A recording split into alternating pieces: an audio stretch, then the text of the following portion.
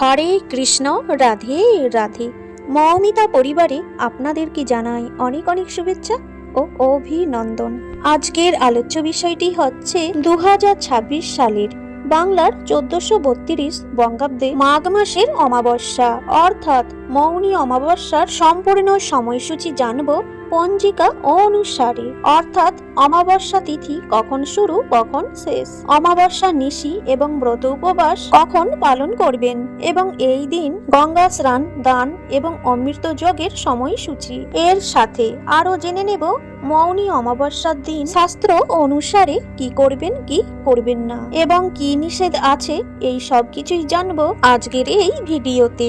শ্রোতা বন্ধুরা, ভিডিওটি প্রথম থেকে শেষ পর্যন্ত মনোযোগ সহকারে শ্রবণ করুন, আপনারা অনেক কিছুই জানতে পারবেন। কিন্তু তার আগে আমার সকল শ্রোতা বন্ধুদের কাছে একটাই অনুরোধ, মৌমিতা পরিবার রাধা মাধব এই চ্যানেলটিকে সাবস্ক্রাইব করে পাশে থাকা বেল আইকনটি প্রেস করার অনুরোধ রইল, যাতে সকল ভিডিওর নোটিফিকেশন আপনারা কিন্তু খুব সহজেই পেয়ে যাবেন। তাহলে চলুন বন্ধুরা, এইবারে শুরু করা যাক ভিডিওর বিষয়বস্তু।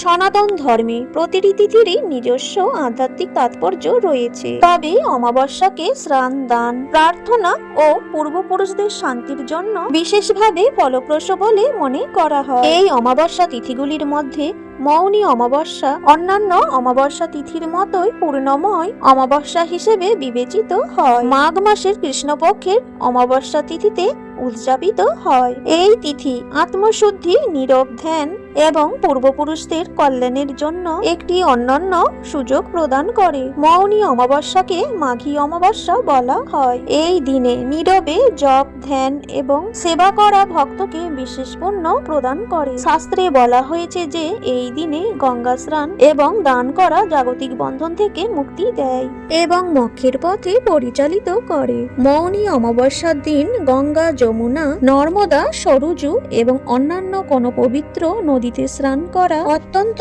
পুণ্যের কাজ বলে মনে করা হয়। এই মৌনী অমাবস্যার দিন পবিত্র নদীতে স্নান করে লক্ষ লক্ষ ভক্ত পুণ্য ফল লাভ করেন। তবে যদি কোনো কারণে আপনি গঙ্গা বা অন্যান্য কোনো পবিত্র নদীতে যদি স্নান করতে না পারেন, তবে হতাশ হওয়ার কোনো কারণ নেই। বাড়িতে আপনার স্নানের জলে কয়েক ফোঁটা গঙ্গা জল যোগ করুন এবং ব্রহ্ম মুহূর্তের সময় স্নান করুন।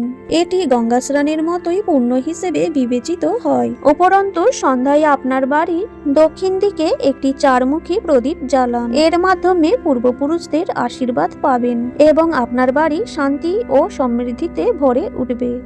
এই দিনে সকালবেলায় ঘুম থেকে উঠে নীরবতার সঙ্গে পবিত্র নদীতে অর্থাৎ গঙ্গা, যমুনার মতো নদী যদি সম্ভব হয় কালো তিল মেশানো জলে স্নান করুন। যদি সেটি সম্ভব না হয় তাহলে বাড়ির যে কোনো পবিত্র নদীর জল মিশিয়ে কালো তিল দিয়ে স্নান করুন। মৌনী অমাবস্যার সারা দিন যতটা সম্ভব কথা বলা থেকে বিরত থাকুন, শুধু জরুরি কথা বলুন। এই দিন স্নানের পর সূর্যদেবকে প্রণাম করুন এবং অর্ঘ্য নিবেদন করুন। এই দিনে পূর্বপুরুষদের আত্মার শান্তির জন্য তর্পণ করুন বা পূজা করুন। দারিদ্রদের খাদ্য, বস্ত্র, কম্বল এবং টাকা দান করুন। নিজের সামর্থ্য অনুযায়ী পশু ও পাখিদের খাবার দিন। এই দিনে মন্ত্র জপ করুন, ধ্যান করুন, এতে মানসিক শান্তি এবং আধ্যাত্মিক উন্নতি হবে। এছাড়াও এই দিন ভগবান বিষ্ণু ও শিবের পূজা করা হয়। এই দিনে নিষিদ্ধ কাজগুলির মধ্যে অতিরিক্ত কথা বলা, ঝগড়া ইত্যাদি থেকে বিরত থাকুন। মনে খারাপ চিন্তা, নেতিবাচক ধারণা একদমই আনবেন না। যে কোনো আমিষ খাদ্যদ্রব্য, মাদক দ্রব্য সেবন থেকে এই দিন বিরত থাকুন। এই দিনে চুল ও নখ কাটা অশুভ বলে মনে করা হয়। এই দিন বিবাহ, নতুন ব্যবসা বা গৃহপ্রবেশের মতো শুভ কাজ এড়িয়ে চলুন। যে কোনো ধরনের তামসিক কাজ, জুয়া এবং অন্যান্য তামসিক কাজ এই দিন একেবারেই করবেন না। চলুন তাহলে এইবার জেনে নেব এই বছর 2026 সালে বাংলার 1432 বঙ্গাব্দে মাঘ মাসের অমাবস্যা পড়েছে 18 জানুয়ারি 2026, বাংলার চৌঠা মাঘ, রবিবার।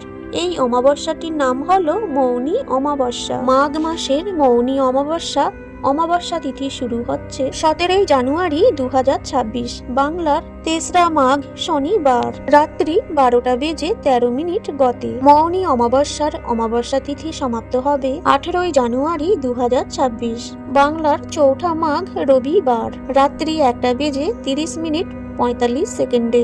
মাঘ মাসের অমাবস্যার নিশি এবং ব্রত উপবাস ওই একই দিনে পালিত হবে, অর্থাৎ 18 জানুয়ারি 2026, বাংলার 4ঠা মাঘ রবিবার।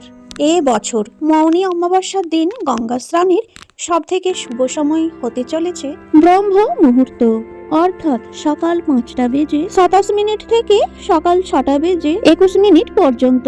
তবে পুরো দিনই স্নানের জন্য শুভ, বিশেষ করে ভোরের দিকে। এই দিনে অমৃত যোগের শুভক্ষণ হলো দিবার 7টা বেজে 1 মিনিট গতে 9টা বেজে 59 মিনিটের মধ্যে এবং রাত্রি 7টা বেজে 8 মিনিট গতে 8টা বেজে 51 মিনিটের মধ্যে। জয় শ্রী কৃষ্ণ। আজকের এই ভিডিওটি এখানেই শেষ করলাম। ভিডিওটি দেখে যদি আপনি উপকৃত হয়ে থাকেন, অবশ্যই একটি লাইক করে এই ছোট্ট চ্যানেলটির পাশে থাকবেন এবং সকলেই ভালো থাকবেন, সুস্থ থাকবেন।